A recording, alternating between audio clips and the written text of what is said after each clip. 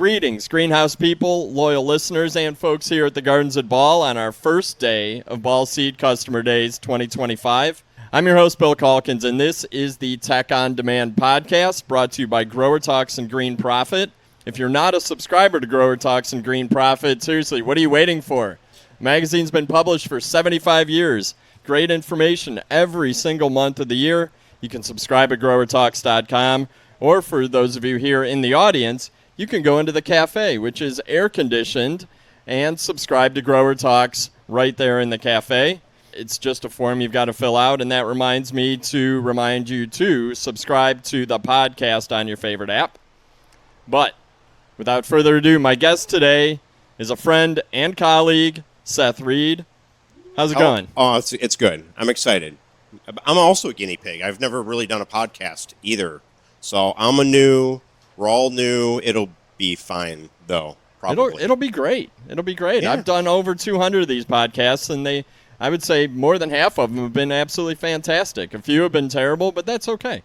That's just how life goes. Seth has had many roles at Ball over the years. He's been in supplier relations. He's been in sales management. He launched a consumer gardening app here at Ball called Grow It. That was a pretty cool time in your career. That's in the history books. I've also been to a lot of customers, so I've been to, I think, like 35 states and 4 provinces since I started with Ball. So I've been to a lot of grower retailers, a lot of wholesale growers, tiny growers, super large growers. So I've learned a lot from just visiting, customers all over the North America. So. And you have a hort or landscape degree, right? Yeah. I mean, I'm a horticulturist. I just like to say that I'm not a good one. I have Fair. a degree. I know more than my wife does about plants. Okay. Right? But probably a lot lot less than everyone, walking around. So if you have production questions, don't ask Seth. Do not and ask don't me. ask me. No. John in the back, he knows production, so you can ask him. Find someone in a white ball shirt that's not Joe. Seth, and they'll answer I know your Joe questions. knows stuff about production. Yeah, it's true. He can help It's you true. out. But now Seth is currently embarking on a new role at Ball. He is the Global Sustainability Manager. If you don't know what that means, I don't either. I have no idea, so you're going to ask Seth. Well, yeah, you can find me afterwards or email me, sreed@ballhort.com. It's really just about working with organizations globally in the industry on their sustainability initiatives, trying to do better. A lot of that means less waste, less resources, being more efficient. So it's been an interesting journey already. But I've known Seth for almost 20 years, and we have discussions like we're about to have quite often. We've talked about the industry at length, tried to solve the industry's challenges for many years, and we probably had some good ideas over the years. Yeah. No, it's been fun. So we're going to get started. I'm calling this Horticulture 2.0, Rethinking Our Industry, and we are going to try to solve all the industry's challenges in 15 minutes. It's going to be amazing. Here's how it's going to go. I have 3 big ideas. I'm going to throw them at Seth one at a time with my own thoughts and see what he has to say, see if he has any bigger ideas related to those. There are really no right answers. None of us have a crystal ball, and that's what makes it exciting. But what I hope comes out of this are ideas for you to think about, potential directions to steer as we enter what I consider a new era of horticulture. Let's start with big idea number 1. Big idea number 1 is post-pandemic growth versus new realities. As an industry, we have successfully grown sales since 2019 or 2020. And a couple weeks ago at the Cultivate show, maybe that was last week, Dr. Charlie Hall, who is our industry's economist and sort of prognosticator, talked about how the sales growth is plateauing, still above 2019, so we're still in good shape. But there is a new reality. We have a new customer base emerging, and our goal is to continue to increase sales for all of us, whether that's from a ball seed distribution level to your greenhouse to garden centers, landscape businesses. The goal is always to grow sales. So, Seth, here's my thought. One of the ways that we can grow sales in the near term is by really leaning on the value proposition of all of our individual businesses. And for a company like Ball, that could be the fact that we are a 4th-generation family-owned business, been based here since 1905, have a great story to tell, but also the investment that we do in breeding and producing the best new genetics And then our distribution company working one-on-one with growers to make sure that those crops get into greenhouses, and then letting the growers and wholesalers take it from there to work with the retailers. But a great value proposition does a lot for a business. Telling your story to your customers creates loyalty. That's one of my big ideas. Seth, what do you think about that? And what are some other ideas you have for growing sales in the near term? Yeah. So on top of that, telling that story and the value proposition, right, for what you do, right? It's like not easy work. Back in the history books when I did Grow It, the mobile technology, I would talk to people that don't buy plants, and they actually thought plants were like created behind the store. Like you go out, throw some seeds in a pot, and they're like, don't the plants? They're just like they created it behind Lowe's or behind the garden center. Like they had no idea that they were started from seeds or little cuttings and all the steps and all the processes. And so how can you tell the story so that way people are like, oh wow, there's a lot going on here. Like cars, right? You spend more money on newer cars. Why? Because they're safer. They talk about all the things that they do, all the research that goes in, how much safer you are in a new vehicle. Are we saying enough about all the things that we're doing so that way it's a high quality plant and it'll have customers will have success with it? So whether that's disease resistance, like the beacons, or some of the tomato varieties, or it's just like from a grower or retail side, right? Like you do a lot of research and you're picking the very best plants for this area. Right? Like if you ever had a tomato die, maybe it's blight, right? So that's a blight thing, right? So you're just a sort of okay horticulturist. We're picking tomatoes that don't get that or that are disease resistant. So I think telling the story, try to bring up the value for the plants that you have. One of my other ideas was we get sore because we don't think people want to garden. I think the biggest competition is really time, lack of time, right? Pandemic. There's nothing to do. So they're like, yeah, we'll garden, we'll go outside, we don't have all the soccer games. Now there's no time, right? If you have kids, oh my gosh, there's so much stuff. Like you don't have any time. And so when you actually have time just to chill and your kids is getting all sweaty, right? Like if you're Probably not. So what can you do as a business to be easier? So from like thinking of a grower retailer side, could you open earlier, stay open later, right? So you get people on their way to work or on their way home. Could you make your store easier to navigate so that they don't need to spend as much time? They might spend as much money. And I've got this theory now that people, when they go in to shop, are on a mission. It's less, I don't want to spend a lot of time there. I'm going in, I want to get what I need. I need the store to help me find what I need and then get out. I don't think the sales, like the number of units sold aren't going down. The number of time spent in the store is going down, and that's the new reality. So I got an unpopular idea. Let's hear it. Right? So garden centers, right, about being a destination. We've promoted that for a long time. Well, maybe for the next customer, being a destination maybe isn't the route. Maybe they don't want to spend all day at the garden center. They just want to get in, like at the grocery store, right? Like I just want to get my milk. I want to get a few things. I don't want to get anything else, because then my cart's going to be a lot more money. I mean, we want them to spend more money. But like, how do you maybe not focus on being a destination always, but how do you have a really efficient experience? And then, can you ask your customers, ask one of your staff members, family members that's not a big gardener, have them come in and shop and say, what did you think of that experience? Could you find everything you wanted? And then just listen and I would tell people, vent to me. Because if you vent to me, then I can learn your problems and I can find solution for those problems. And just let them vent and let them share with you where you're doing it wrong. And you could do that whether you be a grower, retailer, or if you're a wholesale grower. Talk to your customers. What was the buying experience like? What was it like when I brought my plants with our truck? Oh, the plants were on the very back, and it was such a pain. And, the trays are, just listen to customers. Just pull back. Just be more efficient because we're competing with time. Very good point. Every challenge is an opportunity to overcome that challenge, and that's what customers really want, is to know that you're making a difference. So I know we don't have a ton of time. I got so many ideas here. Sorry. So that's why I picked Seth. He's like a black belt talker. And listener. So if you want to meet afterwards, I can listen too. You can vent to me about all my bad ideas. So we talk about being kid friendly. Yep. Sometimes I'm going to change it and make it recruit kids, right? Kid friendly is passive. How do we make it like kids want to come into the garden center? Again, lack of time, right? So you're just chilling with your family. Do they want to go in? My kids do not want to, and it's so dumb. Like, I want them to want to go, right? But they don't want to. Could you provide free ice cream with a purchase, right? So every kid that comes into the garden center, oh, yeah, I'll go to Joe's Garden Center. I'm going to get free ice cream. Yeah, win, right?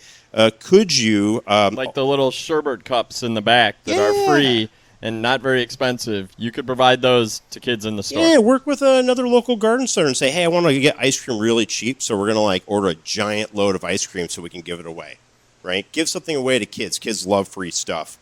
Ask your staff members what's really popular with kids this year and challenge yourself. How do you embrace that?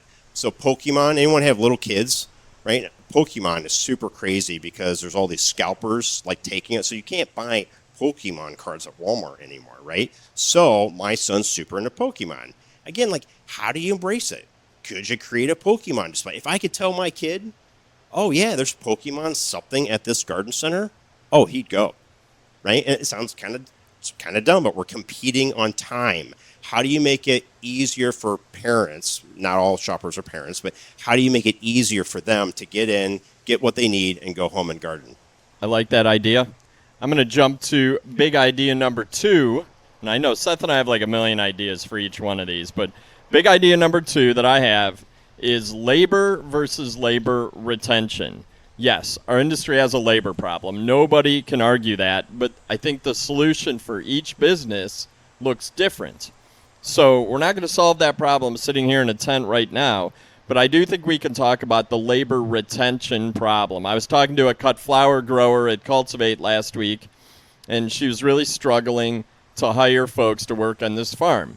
And she said they have this expectation that it's all beauty and, roses and lilacs, and she's like, no, this is really hard work. And she had a lot of people who'd start, and they wouldn't even make it through lunchtime. And I thought, my goodness, that is a problem. My past, I worked at a garden center for many, many years.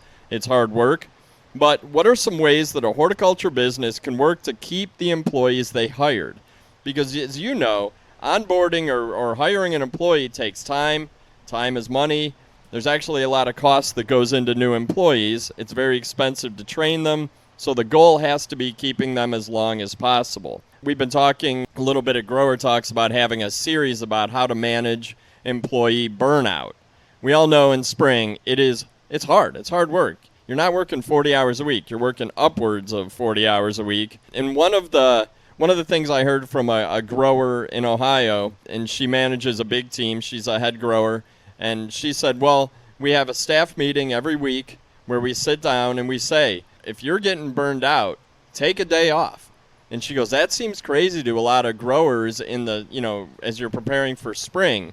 But she said our team covers for them. They take a day. They kind of recharge. They come back. They're working harder when they come back. She said it's just sort of an open policy. If you need a day, take a day. And she said her dad doesn't always like that philosophy and never really had that philosophy years ago, but that's really the way they do it now. So I think managing burnout is very important. Can I jump on that? Of course. That's why you're here. Do we got any owners here? Anyone owning, semi-owner, or been with the business for more than 15 years? Remembering that the way you think about the business is totally different than the staff, right? Well, what you care about and how you approach it is going to be totally different. And so I think trying to embrace those different views and giving people an opportunity, it's also leading by example. It might be super hard for you to take a day off, but you got to take a day off, and you have to not answer calls or emails, right? Because the staff members be like, oh, well, Mr. Robinson never takes a day off, and if I take a day off, he's probably not going to like me anymore, and he's going to make me do the really crappy job, and we battle that at Ball too. I always remind, if you're taking vacation, do not answer your email. Do not do it.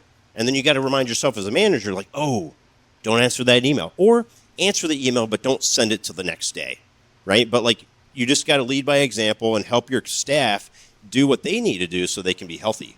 Which segues right into my other idea, which is the importance of mentoring.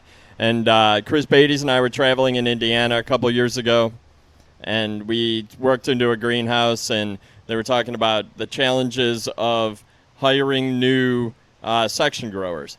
And they were saying, well, we keep promoting these younger growers up to be section growers, and then they don't stay. And really, when we dug into the problem, a lot of it was that they didn't have anyone to learn from, so they were kind of thrown to the fire.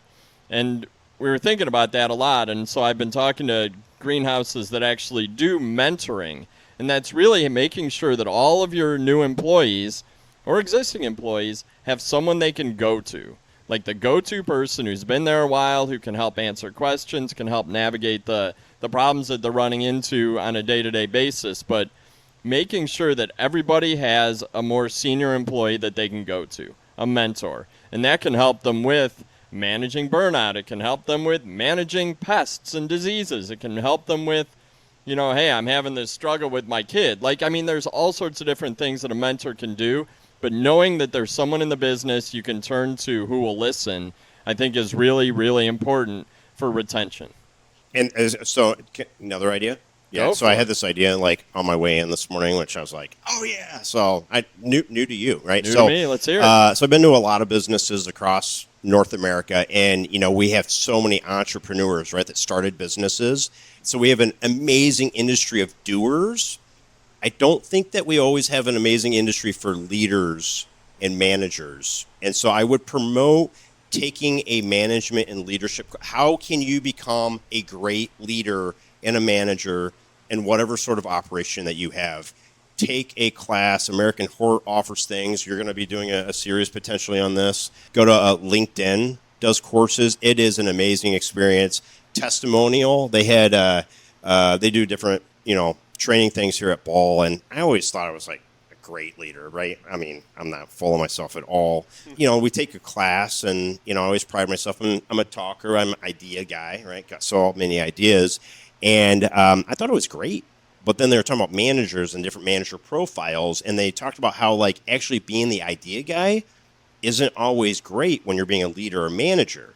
Right, because you meet as a group and you're like, oh, we have all of these Mandevilla we have to sell. What are we going to do? And then I'd be like, oh, we're going to make this really cool display, and we're going to do this, we're going to do that. Done.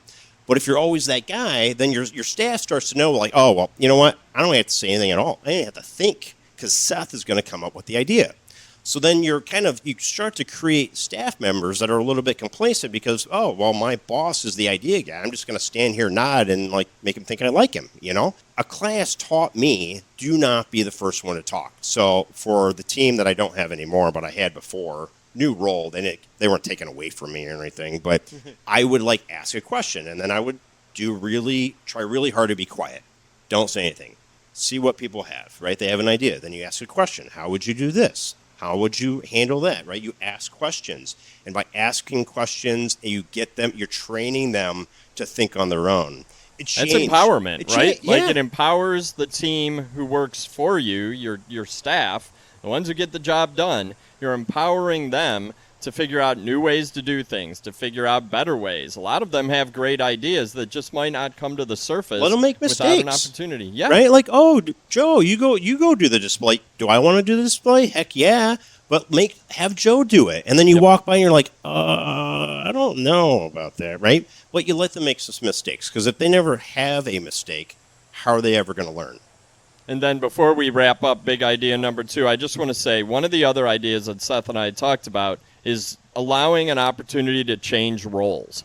Sometimes, and I think certainly in our businesses, you can get, I want to say stuck in a role, but that just becomes your thing. And maybe you, after a couple of years, you don't like it that much, but it's still your thing. And so you're stuck doing it. Jim Kennedy was just talking about his brother who was like the transplanter. Well, allowing a team member to move and sort of evolve through different roles could open them up to new opportunities that are a better fit for them, could allow them to see things they really don't want to do. It could just open up a pipeline for new ideas. So I think allowing people to flow through different roles might be an opportunity. It might be a way to keep them and to keep them loyal and to keep them for more than a year or two. Well, and a lot of young people are they job hop, right? I'm going to go over there, I'll make a little bit more money, or I'm getting bored here, I'll move over there. I've been at Ball for 17 years. Yes, I drank the Kool-Aid, but I have had 5 very different careers here in 17 years. So I'm never bored, right? I always get something new after a few years. And how might you, and it can be hard in a small operation, but how can you kind of define different ownership pieces and say, hey, for the next year, this is going to be your thing. And then if you do good and you learn, next year that's going to be your thing, and try to move people around. I've got you beat. I've been here 20 years and had 6 roles. I was actually, after we talked yesterday, I was thinking about that. Yeah, 6 different roles. Actually, one's kind of a repeat role. I'm back writing for Grower Talks. That's but fine. 20 years, 6 roles. You got some catching all up right. to do. I'll be there. But I think you'll do it. Third big idea, put data versus production, but it's almost production versus automation. We talk a lot about improving production, and then you hear a ton about automation. And automation can mean all sorts of different things, whether it's a new transplanter, an upgrade to your environmental controls, a new Priva system so you can manage VPD. It could also mean using AI to reduce the time it takes to execute repeated tasks. One of the things I heard at Cultivate last week is the garden center using AI to write plant descriptions for their signage at the garden center. That's a little scary to me because I know that there's all sorts of different regionality, but you've got to tweak it for your own region or your own location. But still, that takes a lot less time than rewriting all your signs. But really, the goal of all this is profitability and efficiency. Jim talked a ton about efficiency in the last talk here in the tent, reducing costs, increasing prices. Pricing and costing is such a huge thing. But an idea I heard from a greenhouse down in southern Ohio, and then it was repeated by another greenhouse owner in New York, is creating production plans for every crop you grow. And that's usually held within the head of your head grower who's been there 30 years, or on his notebook or her notebook that they carry around. But it's having a shared documents for production plans. So Calibracoa, 14-inch hanging basket, this is exactly when they're transplanted, when, the first PGR is applied, like everything listed out. It takes time to do it the first time, but then it exists in a shared document that everybody has access to. If you lose that grower moves into a different role, all that information's kept. Then you can take photos of it, attach photos to that folder for that specific crop, and do this for a few years. You're going to have a massive encyclopedia of crop production templates. Well, and then you go back at the end of the season, you say, whoa, we missed that by a week. Let's go back and change that production plan so that next year, and I've got pictures then that show the progression of that crop. It just seemed like such a brilliant idea, and you could do it in Google Docs. Microsoft has shared platforms. You can just save it as Word documents. As long as you have it filed, you can keep going back to it from year to year. So that's not high tech, but it's certainly something that I don't think a lot of greenhouses do. What do you got? All right, so I have a low budget option and a medium budget, or low budget, medium budget idea. So the low budget idea actually got validated by Mike Cleason from L&M. I was talking to him a little bit earlier today, and talking about how he did the season with 3 less people he's ever done before, right? And I was like, how'd you do that? He's like, I just changed up a bunch of processes. So often, right, we do things the same way we ever did it. Like Donald created the task 10 years ago. He taught Sarah, and then he taught me how to do it. And this is just like the way we fill our flats. Is it the right way? Is it the best way? How might you have someone audit your processes? Invite a peer in from another greenhouse, find like an engineering student or something, right? Like people that just like are very practical. Like right? what kind of process? Give me an example. Filling flats, right? Like, when do you do it? How do you do it? Because, oftentimes, sticking cuttings, right? You want to stick cuttings into damp soil, right, Joe? Like, or, not moist, not too moist, sorry. Not a great horticulturist here, but not dry soil, right? So, like, when do you do that? How do you do it? Do you put it on a pallet, And so just, like, looking at the process and say, well, maybe something doesn't make sense. Maybe the pallets, maybe it's really easy for the pallets to go on that side of the greenhouse and the fillers over here.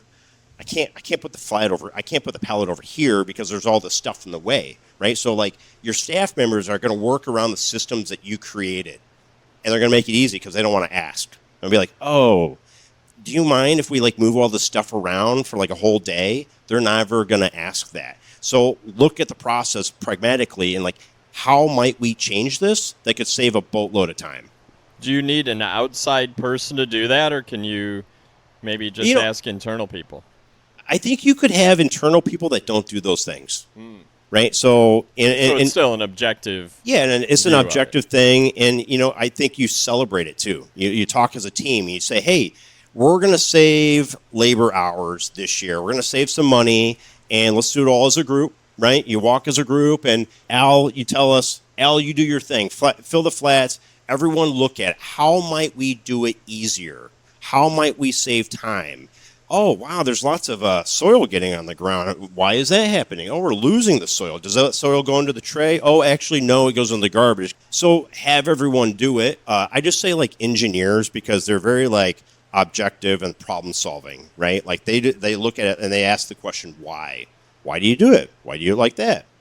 Why? And then you have to answer. In the process of answering the why, you will come to it and be like, huh. Because your answer is very often, well, we've always done it that way. Yeah, or you start to describe and you're like, oh, actually, maybe that doesn't make a lot of sense.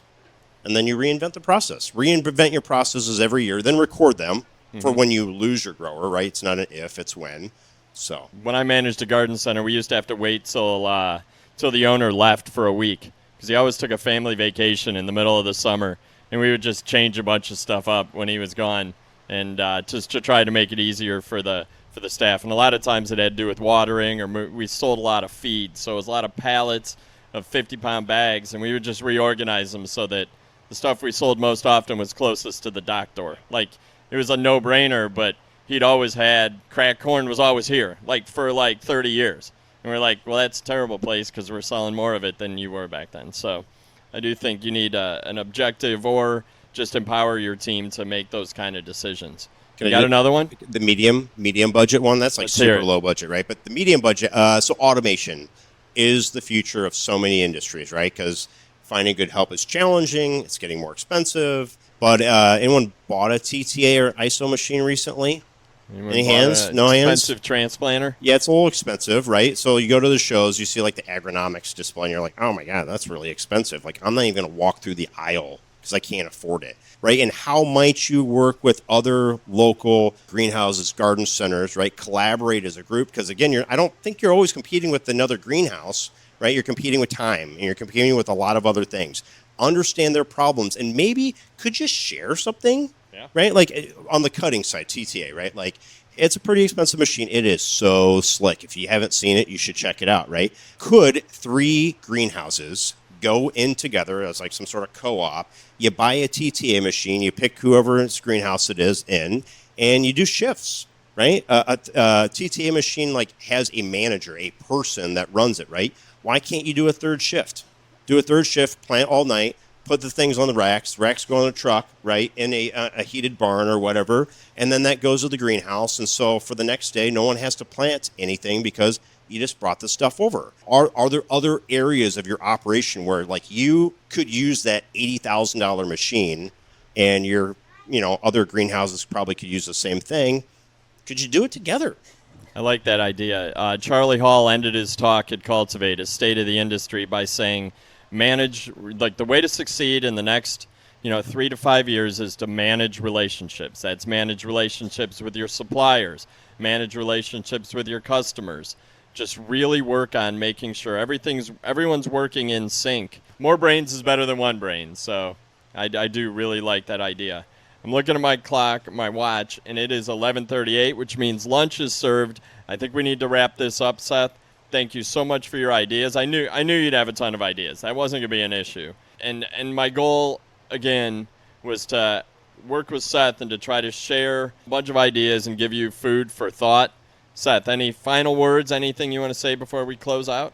I think to what you point, just one thing is, with the relationships, also collaboration. Ball had a famous consultant once tell us that the future belongs to those that collaborate. Right? Like, how might you work with other people, other businesses? Because, just have open dialogue. Oh, here's our problems. And together you can create an amazing solution. You don't always have to do it yourself. You don't have to build it yourself. Just collaborate more. And I had a boss here at Ball who said, copy and improve. That was her big thing, is look at what other people are doing, think of how you can make it a little bit better. And Claire knows who I'm talking about. Copy and improve. I mean, there are very few brand new ideas anymore, but there are a lot of great ideas that you can tweak and make them just a little bit better. So thank you guys very much. I'm your host, Bill Calkins. If you like this installment, be sure to subscribe to the Tech On Demand podcast on your favorite app. I've got QR codes up here for Spotify and Apple Podcasts. Just search Tech On Demand, Grower Talks. It'll come up in any app you use. There's more than 180 episodes covering a wide range of professional greenhouse topics. Try to put at least one out a week. But until next time, take care out there. Seth, thank you. Thank you.